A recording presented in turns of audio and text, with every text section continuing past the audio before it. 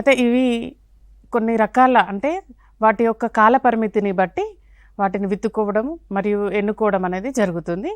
ఇక కంది పంటని విత్తుకునేటట్టు చూసినట్లయితే మనకి జూన్ 15 నుంచి జూలై 15 వరకు కంది పంటని విత్తుకోవడానికి అనువైన సమయం. అయితే ఎవరైతే ఆలస్యంగా కొంతమంది రైతులు వర్షాలు లేటుగా పడడం కానీ లేకపోతే వేరే పంటను వేసుకోదగిన వాతావరణం లేక కంది పంటను ఎంచుకునే వాళ్ళు కొంచెం ఆలస్యంగా వేసుకోవడం అనేది జరుగుతుంది. అదే ఇందాక మనం చెప్పుకున్నట్టుగా కంది యొక్క విత్తుకునే కాలం చూసినట్లయితే అంటే విత్తే సమయం అని అంటాం. ఈ విత్తే సమయాన్ని చూసినట్లయితే మనకి జూన్ 15 నుంచి జూలై 15 వరకు ఈ నెల రోజుల వ్యవధిని మనము నిర్ధారించడం అనేది జరిగింది. సో మనం రికమెండేషన్ ఇచ్చిన టైంని చూసినట్లయితే ఈ 30 రోజులు. సో జూలై 15 తర్వాత ఎవరైతే విత్తుకుంటారో వారు మన ఆగస్టు 1 వరకు కూడా విత్తుకోవచ్చు. లేదు అని అంటే ఆగస్టు 15 తర్వాత కొంతమంది రైతులు ఇప్పుడు కూడా కాల్ చేస్తున్నారు. అంటే మొన్నటి వరకు చాలా భారీ నుంచి అతి భారీ వర్షాలు పడినాయి.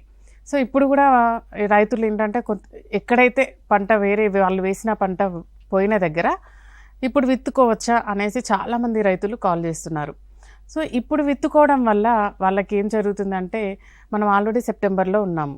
సెప్టెంబర్లో తక్కువ కాల పరిమితి కలిగిన పంటలను ఎంచుకోవచ్చు.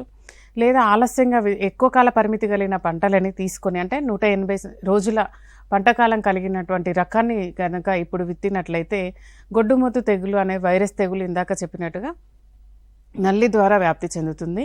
ఈ తెగులు రావడానికి ఇప్పుడు సెప్టెంబర్ నుంచి అక్టోబర్లో ఖచ్చితంగా ఈ తెగులు ఆశించే అవకాశం ఉంటుంది. ఎందుకు అనంటే ఈ సమయం నల్లికి అనుకూలమైన సమయం. అంటే తక్కువ ఉష్ణోగ్రతలు అధిక తేమ ఉండడము ఈ నల్లికి అనుకూలమైన సమయము. కాబట్టి ఆలస్యంగా విత్తుకున్న రైతులు అంటే ఆలస్యంగా ఎప్పుడైతే ఆగస్టు 15 తర్వాత విత్తుకుంటారో అటువంటి రైతుల పొలాలలో ఈ కంది పంటలో గొడ్డుమూతు తెగులు ఆశించి ఎక్కువ నష్టాన్ని కలిగిస్తుంది.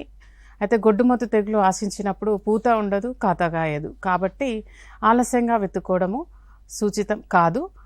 ఎవరైతే కంది పంటను విత్తుకోవాలి అని అనుకుంటారో వాళ్ళు వాళ్ళ నేలల స్వభావాన్ని అదేవిధంగా వాళ్ళకున్న పరిస్థితులను బట్టి రకాలను అంటే వాటి యొక్క కాల పరిమితి కలిగినటువంటి రకాలను ఎంచుకోవాలి.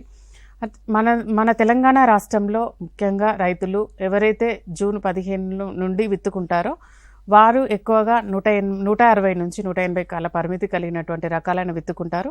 ఒకవేళ ఇప్పుడు కనుక సెప్టెంబర్ నుంచి అక్టోబర్లో విత్తుకునే రైతులు ఎవరైనా విత్తుకోవాలి అని అనుకుంటే తక్కువ కాల పరిమితి అంటే 120 రోజుల నుంచి 130 రోజుల పంటకాలం కలిగినటువంటి రకాలను ఎంచుకోవడము ఉత్తమం.